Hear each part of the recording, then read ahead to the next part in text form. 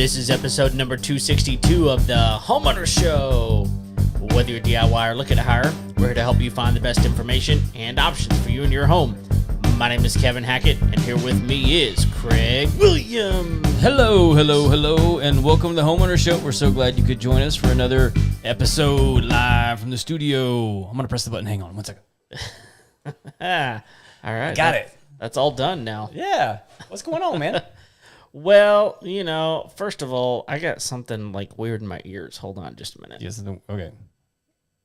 You got to adjust the thingy thing. The thingy thing? It's because we don't have the Rizzler with us. Yep. He does. He's not here to fix things for us. That's right. Well, he's slacking off and sleeping for school in the morning. That's what's going on. Well, we don't allow that. But it's 10 demerits. I do have 3 very important things to discuss. Oh, yeah? Number 1, where's your bobblehead now? Oh, it's in the house. I just hadn't brought it in. It is unnecessary at this unnecessary? point. No, it is. The whole point of the bobblehead is to annoy you. Well, it doesn't annoy me anymore. They're irrelevant. Okay. So your mood is based off whether or not your team is winning? Yeah, pretty much. That's because you're a loser. Actually, not today, sucker. But I will say this. Number 2. How'd the Cowboys do today? Oh, well, they were awful. But that's because they started Dak, so whatever. Okay, so... Let me ask you this, because this is something I find interesting. College teams make sense to me. Okay. Because if you went to the school, you're probably going to support that team. Yeah. I don't understand being loyal to professional baseball teams or professional football teams or basketball teams. Okay. Because you don't live in Dallas. No. But that's your team. Yeah. Why? For me, it's because it was my dad's team. I grew up just loving it and being we watched those teams growing up, and that's the reason. But when they stink, why not just abandon ship and go cheer for somebody that's actually winning? Do you know anything about me? I'm awfully loyal. Well, no, I mean that's why I'm asking, because it's it's kind of a silly thing in my brain. In my brain, it's sure. a silly, they stink. You don't like what they're doing, right? Go find somebody else. Yeah, it's just not me. I'm loyal to a fault when it comes to that. But that's not a reason. You know it what is. I mean? I mean, just being loyal to a fault. I mean, okay, whatever. But I mean, you wouldn't do that with a restaurant. No. No, that's true. The restaurant was good, and now it sucks. Yeah. I'm going to sit here and eat this meal anyway. Yeah. That makes no sense to me. Okay. So it's not a criticism. No, I'm fine with that. I just don't understand it. Yeah. It's probably why you don't like professional sports. No, that's not why. No, that's actually not why I dislike professional sports for a whole other reason. Okay. What is that reason? Oh, all of the player strikes over the years. Oh. They lost me back in the early 90s. Yeah, whenever it became position loyalty way more than it did team loyalty or anything like that. Just being look, we want more money and more money and more money and more money. Yeah. Yeah. I get it. Yeah, I'm just not interested anymore. Yeah. So that's going to happen with college now too. It might, and if it does, I'll probably just turn it off. With the NIL, I mean, it's already starting. Cool. And I'll take my time and my dollars, and I'll have way more free time than all y'all suckers. That's true. That's true. I don't miss it at all. Yeah. I enjoyed it back in the day. I was really into the Rockets back in the 90s when they had when they were Hakeem Olajuwon. Yeah, they were fun. I was with Drexler and Olajuwon and even when Barkley was on the team. That was fun. Yeah. I remember all that stuff. It was fun. But sure. I don't miss having to waste my time just watching other guys run up and down the field. Yeah. I just don't. I don't say that to take throw shade on anybody that does. No, I get it. If that's how you want to spend your time, that's how you spend your time. Sure. Just not interested. Yeah. But that's number 2. You ready for number 2? I'm ready for number 2. Second one is I will be bringing the Bregman statue back in. Okay, well, it won't annoy me any longer. Yeah, and I seriously couldn't even tell you what position he plays. It doesn't matter anyway. Okay. The second thing. Last night, yesterday was your birthday. Yesterday. Happy birthday. Thank you. And we had to get together for you. Uh-huh. And my wife was here along with lots of people. Right. And she had a revelation Okay. last night. And that was that we've been doing this podcast for 5 years. I remember that because someone was asking us about it, and they were like, "How long have you guys been doing this?" 5 years back in September, and she's like, from across the room, there is no way Yeah, that's that right. you guys have been doing this for 5 years. That's right. It's like, no, yeah, we've been doing it like every week for like 5 years. Right. And she was like, I literally thought it was about a year. Uh-huh. And I was like, what? 1 year? Yeah. Like, whenever you start thinking 5 years is equal to 1 year is whenever you know you're getting old.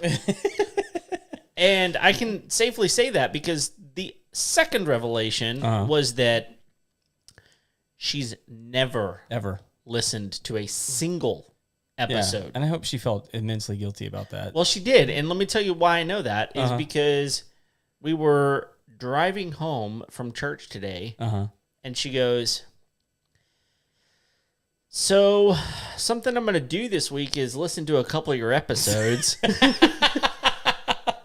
And I was like, "Oh, really? And why?" Yeah. She was like, "Well, now I feel a little bit horrible that you've been doing something for 5 years and I've never listened to it." Do you think she feels like she was outwifed? I strongly doubt it. She's like so not competitive. Me? I'm the competitive one. But like, no, like she was like, no, whatever. I'm gonna finally listen. Yeah. I was like, well, don't feel guilty about. I don't really care. Yeah. You've got to you've almost you got to work hard to like out fan our wives. That's so true, man. Like your wife's at least listened to like 5. Something like that. But I told her, I was like, look, we're on episode like past 250. Uh-huh. You know, there's only 52 weeks in a year. Right. So do the math. Counting helps. Yes, yes. So, but like, let's also be honest. Like, my wife is not listening because she likes the show. She usually tunes into like the first 15 minutes to make sure I'm not doing something embarrassing. Sure. That's fair. Which is why I wait to do the embarrassing things at the end of the show. That's right. Till the end. But man, it was fun, like reminiscing just for a minute with some people that weren't familiar with like how the show started and all that kind of stuff, with like how random it all began. Yeah. If at least it felt that way. Well, yeah. And well, I am random. well, I know. Anyway. All right, you ready for number 3? I'm ready for number 3. It is an extremely nerve-wracking and unsettling feeling whenever you drive home and there's a fire truck at your house. There's a fire truck at your house last night? This was Friday. Friday. I thought you meant when like you left last night. No. Okay. No, this was Friday. Okay. So I had taken my dog to the vet. Time for her annual checkup. She's fine, by the way. And when I left, so those people that don't realize, like, it has been extremely dry here in Houston. So much so that we've had a fire ban, which frankly just doesn't happen all that often. But we had a fire ban, and so we couldn't do much. But we had a bunch of limbs that came down. I don't remember when it was, like maybe 3 months ago. You talking about the windstorm? A huge windstorm. Yeah. And we had a ton of limbs that came down, and so we piled them all up, and we were just like, well, a lot of them are still green. So it's like, well, we're going to have to sit it here for, a month or two before it's really going to burn well. And so, but then we couldn't burn it. So it's just been this huge pile. And anyway, my mother-in-law was like, finally, the burn ban. So this last week, we had like 3 days of really good rain. Right.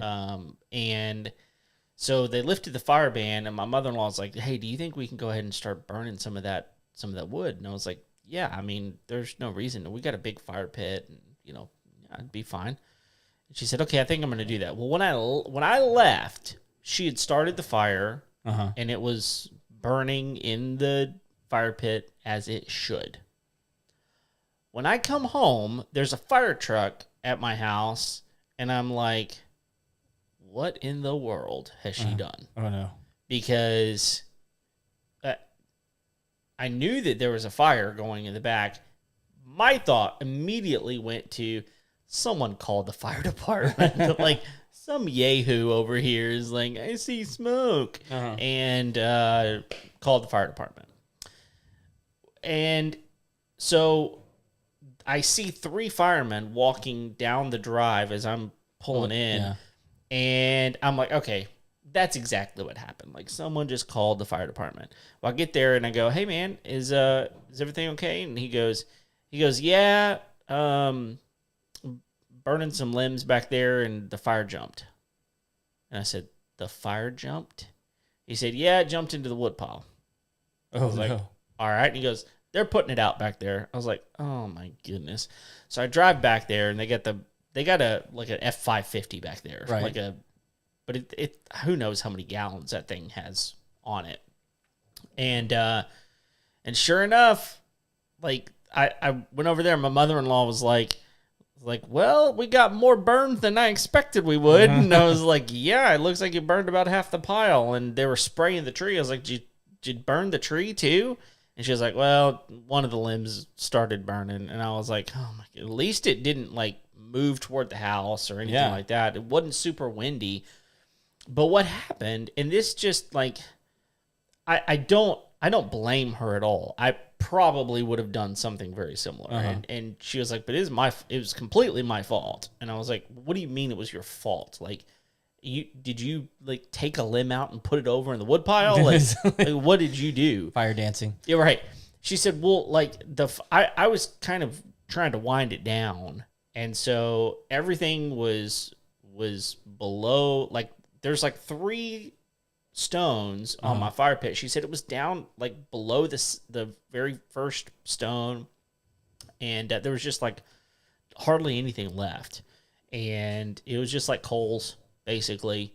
And so I went and I took a shower, got ready. I had somewhere I had to be, and I looked outside, and there were flames shooting out of the wood pile. Oh no. And I immediately called the fire department. She said they got here really fast. She said from the time I called to the time they showed up was probably 5 minutes. Oh wow. Yeah.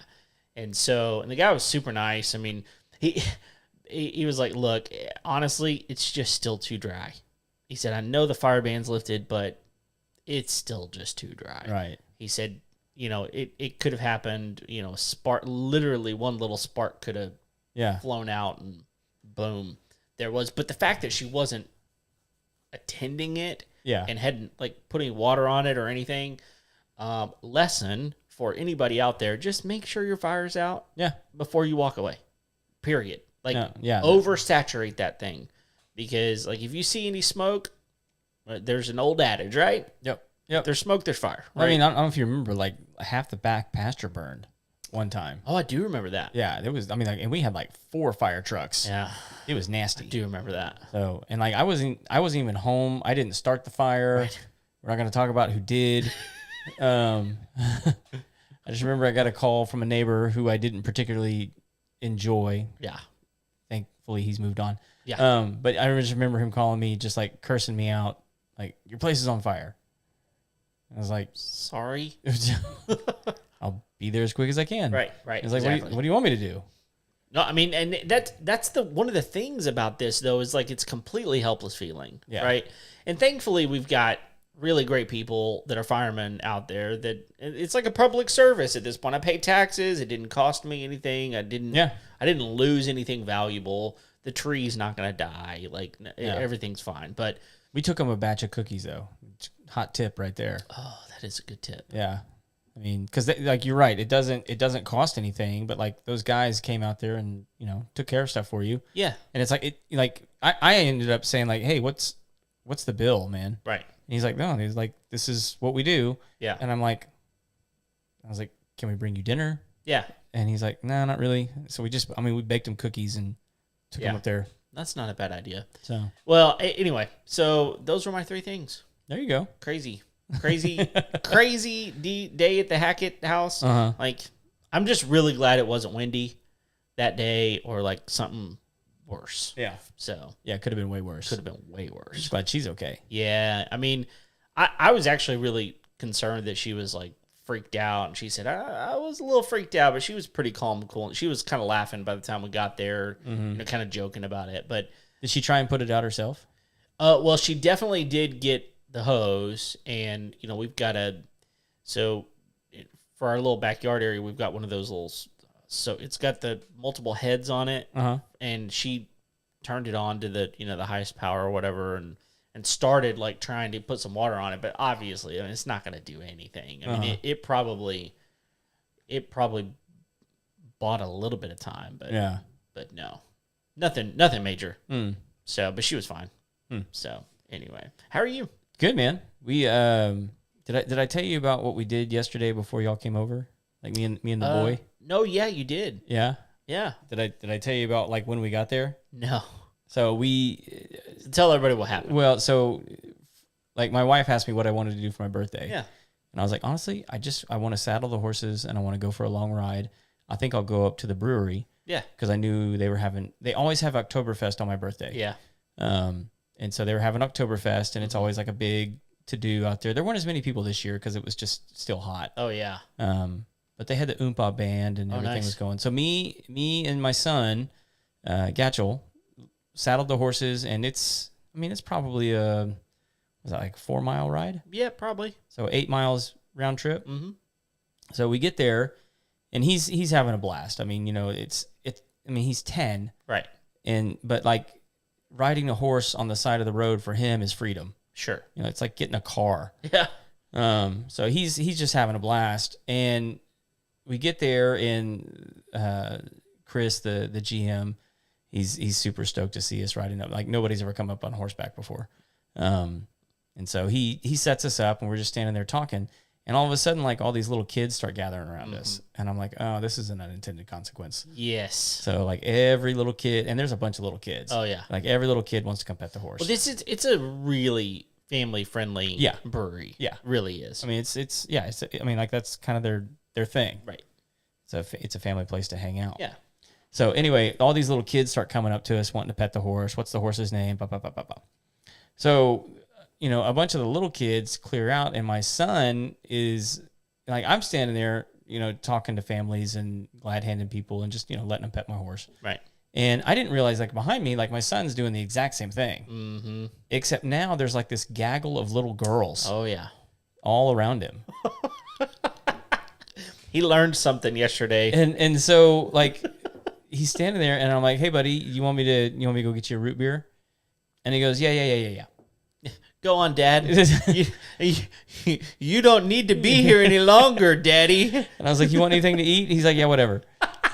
And I'm like, okay, bud. I'm going to go tie my horse up. Okay.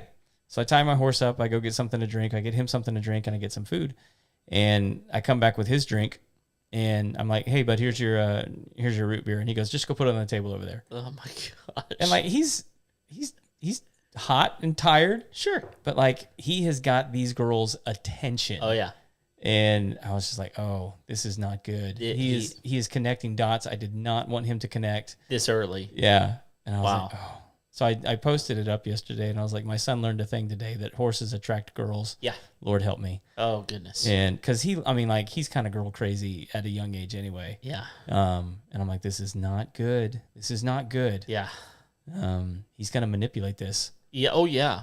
As often as possible. Yeah. And like today on the way home from church, he's like, hey, you think tomorrow when you get home from work, we could, just take a ride to the brewery? And I'm like, bud, it's closed on Mondays. And he's like, oh, really? Yeah. He's like, surely some girls will show up if I get a horse. And he was like, well, maybe we can just ride around the neighborhood. And I'm like, maybe we can. Maybe we can. That's really good, man. That's really funny. That's good. Yeah, he's never been so interested in the horses before. Hey, I don't think I've ever told you my horse story from. You gotta enunciate when you say that. My horse. My good old horse story. Sorry about that. It's either horror or something else terrible. Exactly. So I was reffing this. I mean, this is the first year in 21 years I haven't officiated football. Like it's something I've done for a long time. I started when I was in college, and while I was in college in the Abilene area, there's a bunch of these little bitty schools. And this one, it was this consolidated school that probably had like 45 kids there total, right? They were playing this other small school. It was a little 6-man game. 6-man football's fun. Oh, it's so much fun. Like some people don't like it because they're used to 11-man football, but man, 6-man football is so much fun. Yeah. And so I'm there. I mean, I think it's my second year officiating, and we're just about to do the coin toss. I mean, maybe a minute away from the coin toss.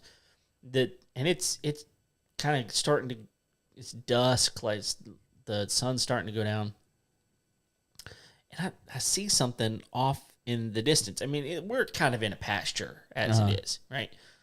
And I see something, and I'm like, "What is that?" And we do the coin toss. We do the like the first series happens. Yeah. And the next thing I know, there's these 2 horses up on the end line with these 2 people riding them, and they just put their arms up on the horse and they just watch the game, the entire game. They just sit there on the horse, and the final buzzer goes off. They turned around and they just walked away, and it is black as night. Sure. I mean, it is dark, dark, dark, dark. Yeah. And I'm like, how are they going to get home? Like, they don't have a flashlight on. Well, I don't know. I mean, I assume. Sure. Maybe they do. But in my brain, they have no flashlight. They have no idea where they're going. They just know it's that way. I'm sure they got home just fine. Oh, yeah. But I was like, I mean, horses, I mean, they can see, right? I've actually ridden home in the dark. Really? Oh, yeah. Yeah. It's kind of fun. They know exactly where they're going. They know where they're going. Yeah. And They're way more sure-footed than you are. oh, yeah. Absolutely. Anyway, it was it was a bizarre thing, and it's one of those kind of only in Texas types of things, Yeah. you know. Anyway, it was fun story. Yeah. I played at a church for a while that had 2 old guys that would still ride their horses to church every Sunday. man. And like this was not that long ago. You know, well, I mean, around here, there's a lot of cowboy churches. There's a really great cowboy church up the road. Oh yeah, they have like team ropings and stuff yeah. like pretty much every week. Yeah, So I'm sure it's a lot of fun. oh yeah. So well, we've got a really I think we can just talk about this article. We've got a couple different ones, but like this one I think is rather intriguing, and it's the title of our show. Yeah. Because Kevin O'Leary made some comments. If you don't know who Kevin O'Leary is, he's star of Shark Tank. He's the guy that tells people their businesses are stupid or that they're a good idea, and then he tries to buy them and off auction through the other sharks. Right. They kind of bid for it. Right. And he's probably one of the more well-known characters on that show. I've never actually watched an episode, if I'm being honest. I've watched like parts of episodes. I've watched clips. Yeah, I mean, because like Mark Cuban has always been super intriguing to me because, well, I mean, he's owns basketball franchise and like Is he on the Mavericks? yeah, Okay. and like whenever again going back to the beginning of the show, Dallas fan as far as like sports goes. I never really got into basketball, but I lived in Dallas back in the early 2000s when the Mavs were really, really good.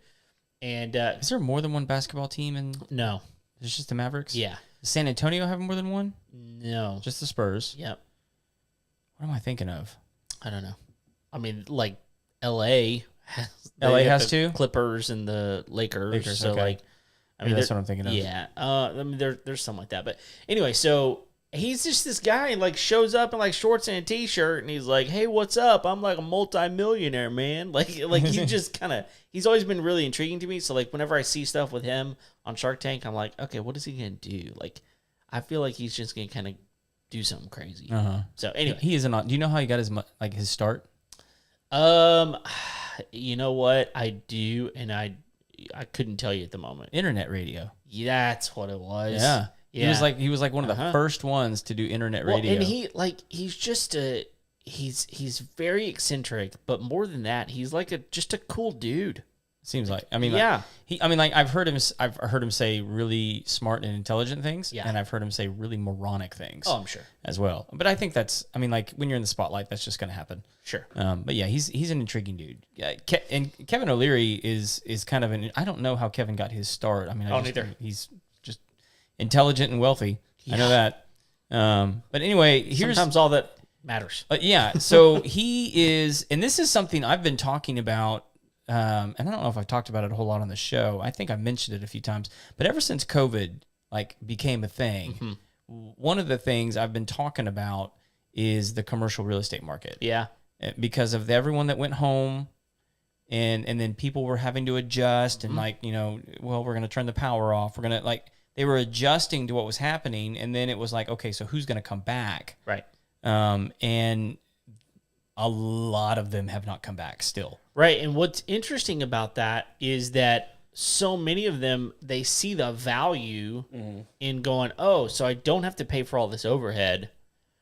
But what's actually happening recently, I've heard multiple people that are going, yeah, they're really starting to rumble. Like they're really starting to talk about like we may have to start going back to the office because they're finding out that, yes, they're not paying a lot of overhead, but sometimes you're also not getting your work done. Yeah. And there's something about that office environment that is healthy. Yeah. The camaraderie that happens, the team aspect that happens that Zoom just can't quite do. No. Yeah. So anyway, that won't ever be the same. No, it is very interesting though how long it's taken, and if it will actually go back to what it was before. Well, so here's some of the numbers. Okay. And this is a quote from O'Leary. He says, many of these office spaces are in subgrade markets, but even in cities like Boston, you find a lot of vacancies, up to 40% of buildings. Okay.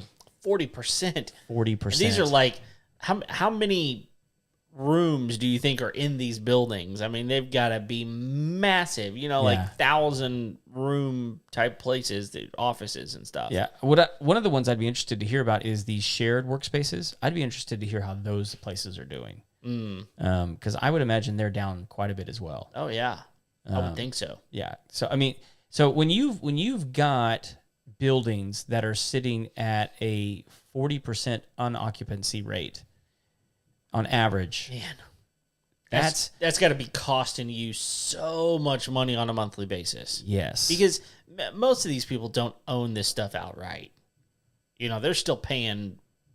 I guess it's a mortgage. What is it on a commercial? Yeah, you pay a mortgage on mortgage. it. Yeah. So they're still paying a mortgage on. Yeah. Yeah. And so what he is saying right now is the situation is we have a 40% unoccupancy rate. We have a lot of regional banks whose ledger is tied up with commercial real estate. Okay. And he's saying regional banks carry about 40% of their portfolio is in commercial real estate. Wow. Yeah. So is this basically saying that some of these smaller regional banks are going to be, they're already hurting? They're already hurting. Ugh. Because these guys are starting to default on the commercial end of stuff. Here's the real problem. Okay. What a lot of people are saying, and he talks about this, and he did an interview, and where did he do the interview? So people can look it up. Kudlow. He went on Kudlow. Anyway, here's the rub. Is when you have these small regional banks whose portfolios are tied up with 40% of commercial real estate, what typically would happen is the market would do a correction, right? And you would either have to reappropriate that real estate to something else. The problem is it takes a lot of capital in order to move it over to, like, say you wanted to convert an office building into apartments or condos. Okay. Right? Yeah. You're going to have to demo, tear out, and then rebuild. That takes a lot of money to do that. Yep. And in some cases, you're going to have to go through rezoning. Oh, yeah. Or if you want to convert it to storage, in some cases, you're going to have to go through a rezoning process, right? Which can be expensive and time consuming. Yep. And so again, while these properties are not earning money, you're actually having to spend more money. But like, say you want to unload it. Right. Okay. So you sell it to someone that has the idea to convert it to a condo or an apartment or a storage facility. They're going to have the same issue. Right. Where they're going to have to buy said property. Okay. Then they're going to have to do the build out. Then the build out. And it's going to take time in order for that to happen. Yeah. Well, most of these buildings are financed at like a 4% rate because they were bought more than 20. They've been around for 30 years. Sure. So they're operating on a mortgage that's giving them a 4% rate. Whereas now, in order to finance them, you're looking at a 9 to 11% rate, which is a 3x increase on payments through interest. Right. Not to mention the price of real estate has gone up. And so you are looking at properties that are not financially feasible.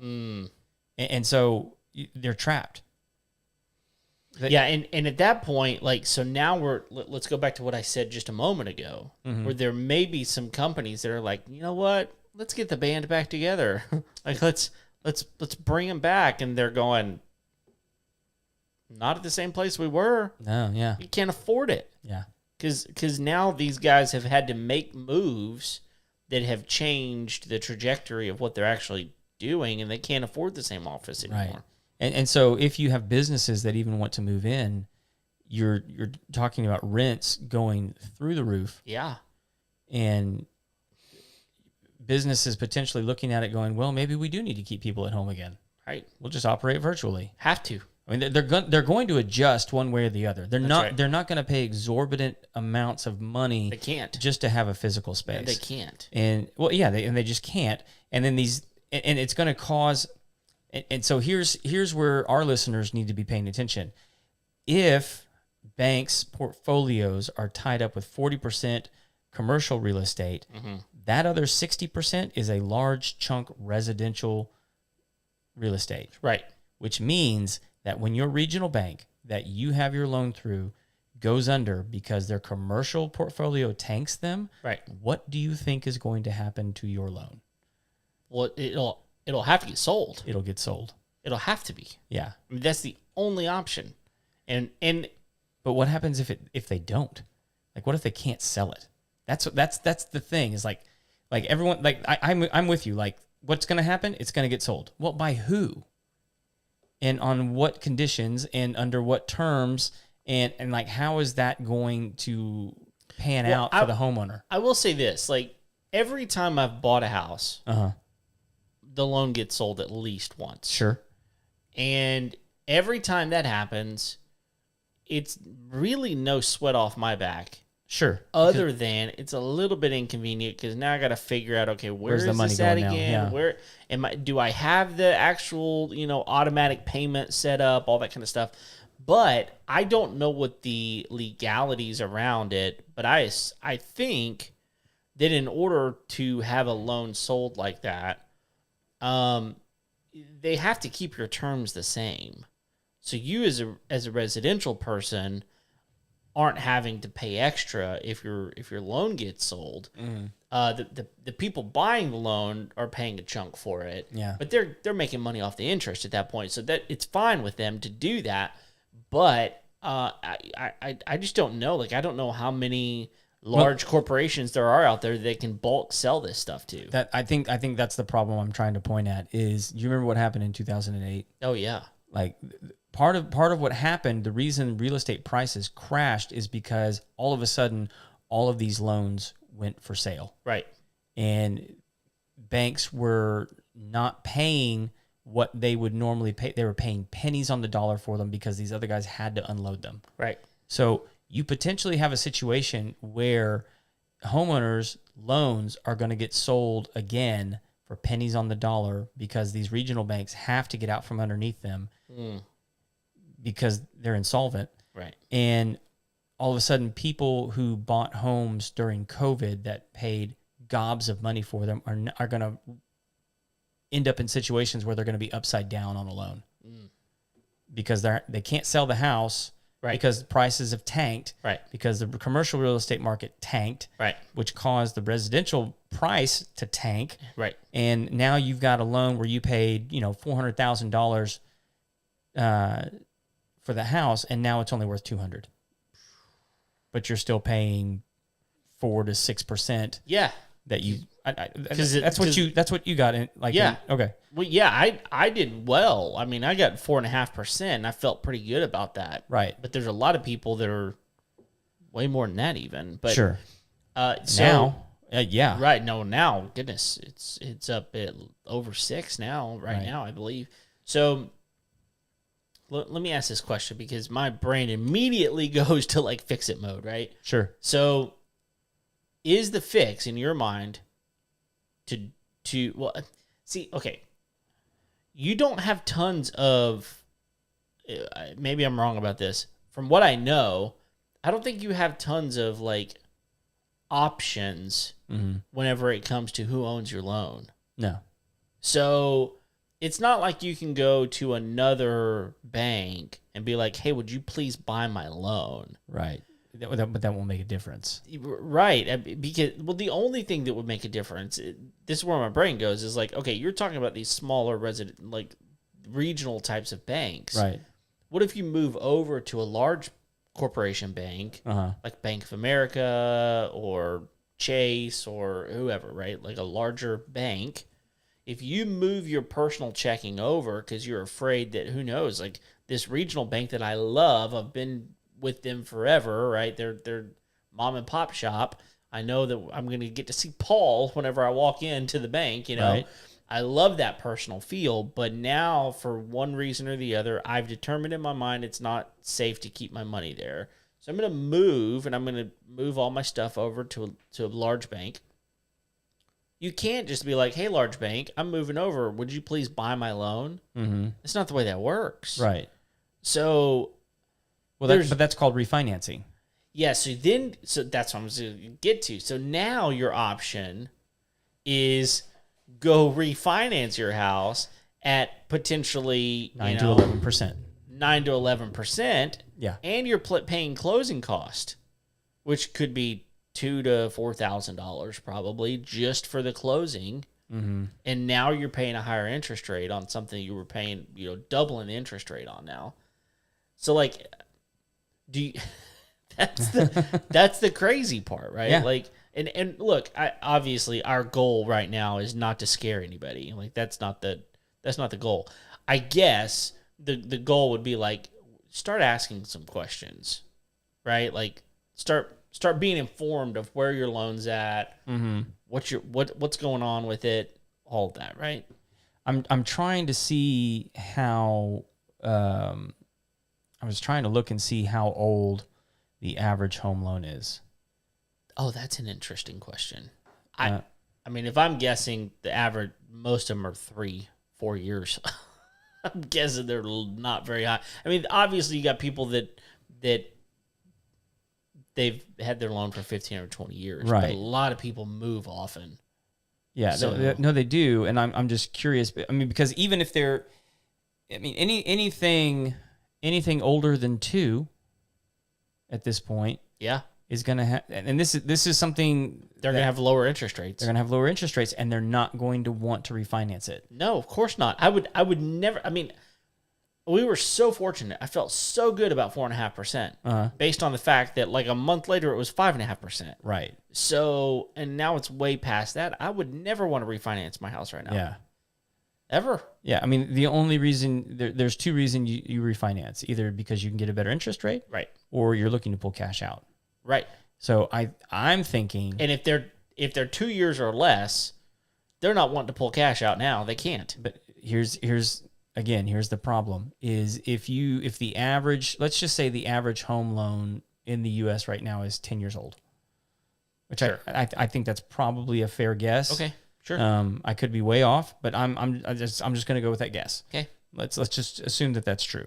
If that's true, and people get in a hard way, okay, they're going to have to refinance in order to access the equity and the cash that they might need to survive. So they might get put into a position where they have to get stuck with a crap interest rate Wow. just to survive Ugh. in order to get cash out.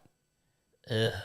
So, I mean, because here's a number I do know, is that 70% of Americans don't have access to $1,000, Oh, right.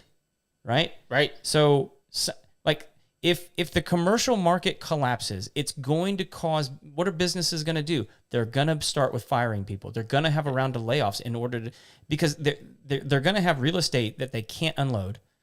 Right. And so they're going to have to pay for that. And in order to make the prices are going to go up and on rents and all this kind of stuff. When that starts happening, they're going to do rounds of layoffs. And so people are going to lose their jobs. And if the average home loan, again, I'm guessing. I was looking too. It's hard to find. It's hard to find. You start getting like the age of people when they buy houses. Yeah, It's like a exactly. stupid statistic. No one cares. Nobody cares about that.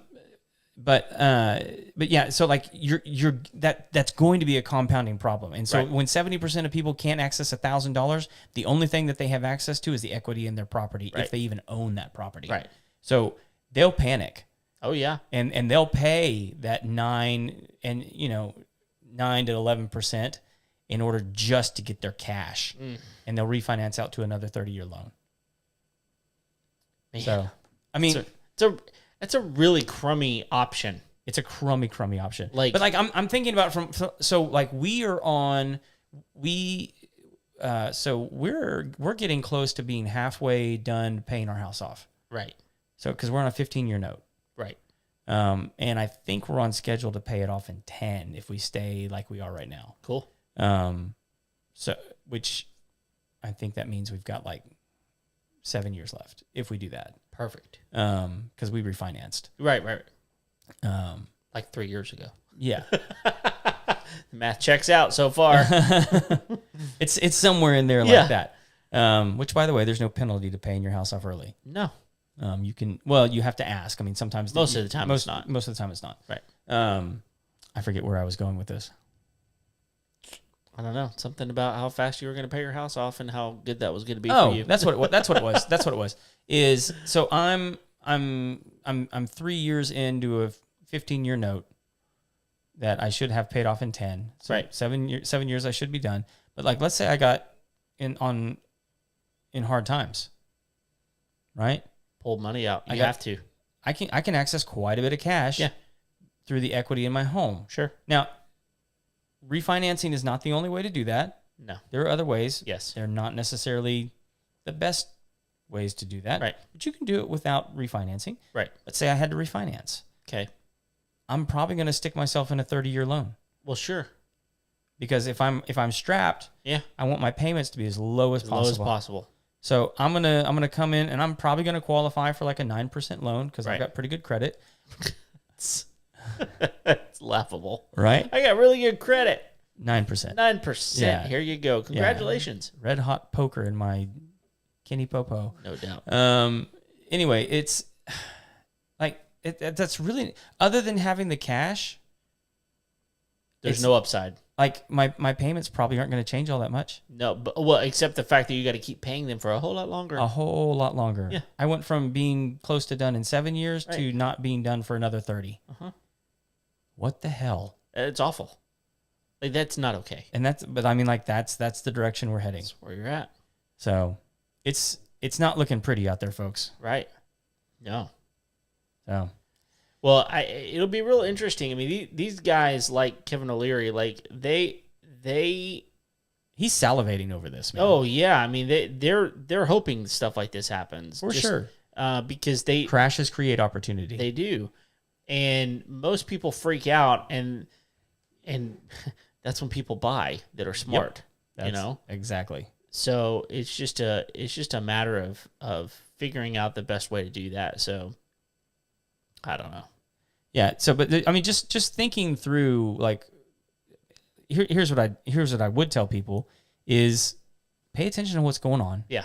Set yourself up to be as prepared as possible, to where not only can you survive this, but that you can actually be the kind of person that can come out looking good on the back end. Yeah. Because when there's I think it's Jamie Dimon who's like the CEO of Chase, JP Morgan Chase. Mhm. And he has a philosophy called the Fortress strategy. Okay. You know what it is? I don't. Mountains of cash.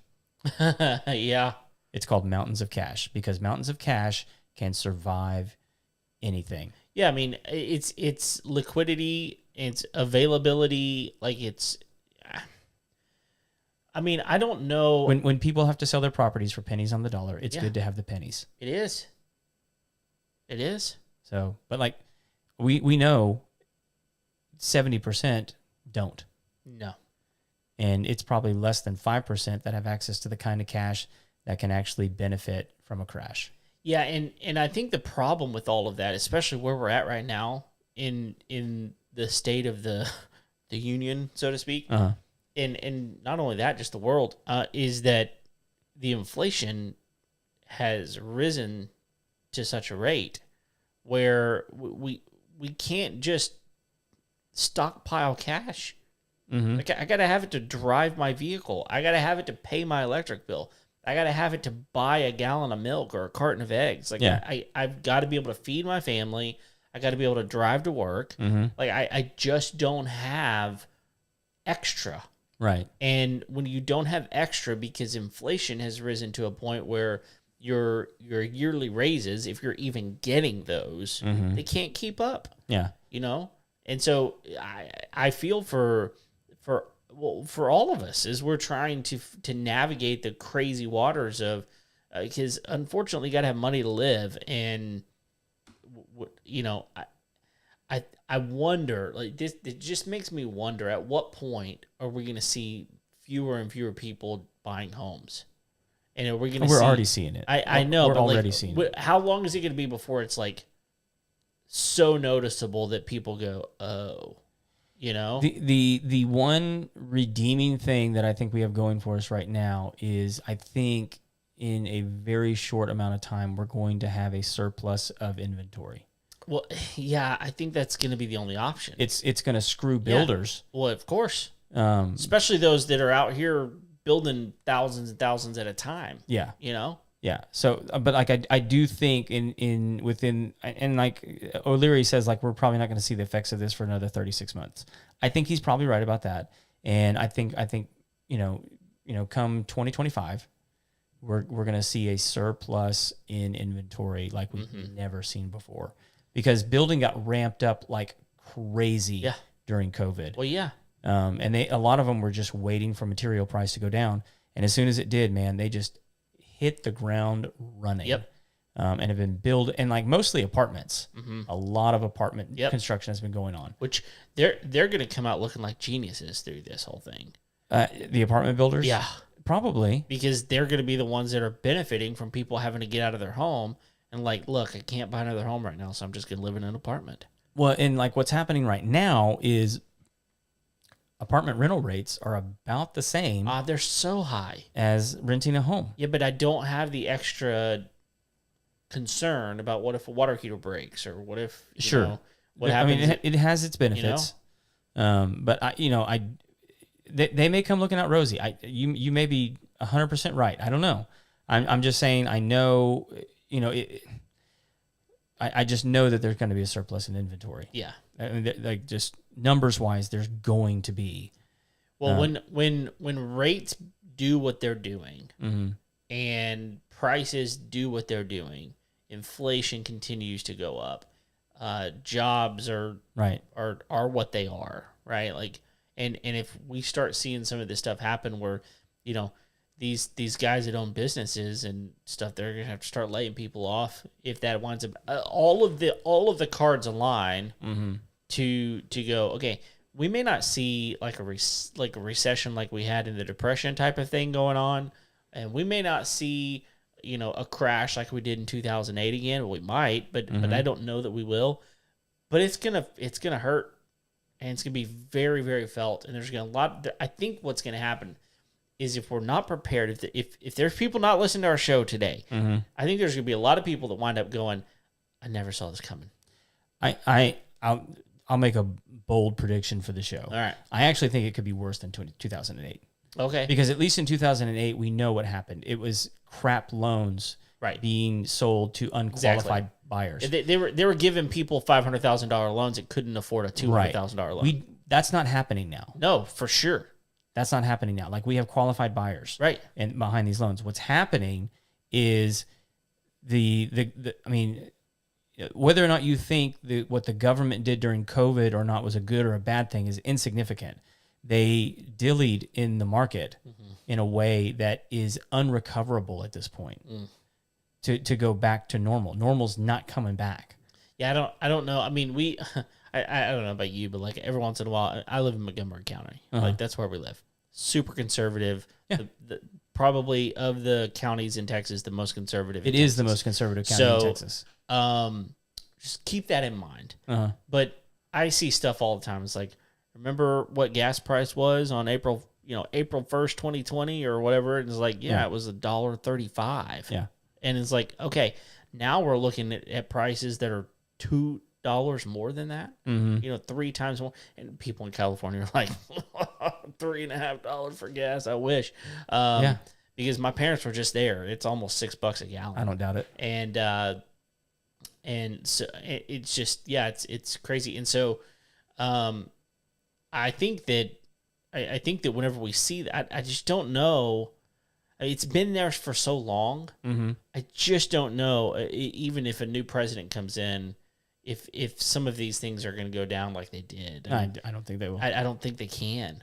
So, it'll be interesting to see what happens with this new election that comes up. But even still, like, I think some things are going to change.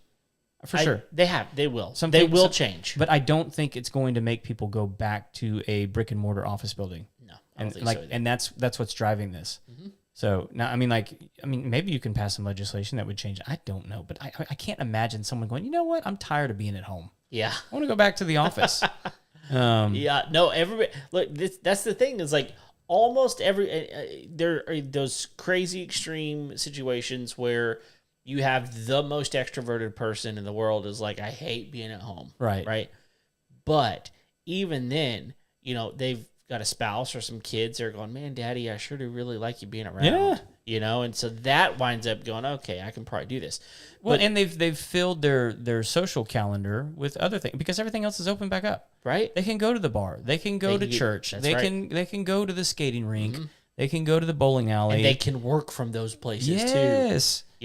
And oh, by the way, they bought that house that had the office in it. Yep. And so they're happy because now I got all my stuff here. Yeah. I got my own dedicated space, and we got a friend. He was here at your birthday party last night. Jared, he's been on our show before multiple times, and like he built a new barn at his house, and in there he built his own. It's the work bunker. He's got his own. And it's pretty office. sweet. It's pretty sweet, and he's like, I love it out here. Yeah. And so like if he had to wind up going back to an office, I guarantee he'd be like, what in the world? Like, I built this whole place. Yeah. Like, it's what I wanted. I'm happy here. Like, why? Can you imagine the proposition from your workplace? Like, listen, Jared, what we'd like to do is offer you less freedom. Right. Okay. Less time with your family. But we don't want to change your pay. Right. And we're probably going to take away some benefits because we've been paying for the internet at your home. Yeah. We've been, we provided that computer there for you. Right. We're not going to do that anymore. No. So you'll just use the one at the office. Just come on back to the office. Right. It's like, no. Spend your gas dollars, spend your energy. Yeah. Spend your time. Businesses aren't stupid. No. They know that they don't have a value proposition on this. No. It's not. Now, everyone cheered when Elon Musk was like, hey, all Twitter employees come back to the office. Right. And then they all moaned and cried and we were like, ha ha, but come on. Right. Now I also think it was, he also pointed out, it's like, look, we can operate this company with a third of the employees. And he did. And so it's like, if you want to keep your job, come to the office. Right. Now that is a value proposition. Yeah. That's worth taking a peek at. It is. It's like, oh, I'll lose my job. Right. That's a different story. That's different than taking a pay cut of internet price. Yeah. Yeah. So anyway, it's an interesting topic, man. We've had a lot of people join in on this one. So I hopefully it was interesting and helpful and just, made you aware of some stuff that was going on in the market. Right. You got anything else? No, we're not experts in any of this. All we're doing is giving you information, right? Yeah. So we'll link up the article in the show notes so you can go read it for yourself if you like. But yeah, I think that's about it. Let's wrap it up. Yeah, thanks for everybody tuning in. And if you're live, thanks for joining us live. Go check out our YouTube channel. Yeah. We're actually a lot more active over there recently. And if you haven't liked and subscribed to our Facebook, and go leave us a rating and review on Apple Podcasts would be fantastic. Thanks for everybody listening. We hope you have a great week. Until next time, we'll see you later. See ya.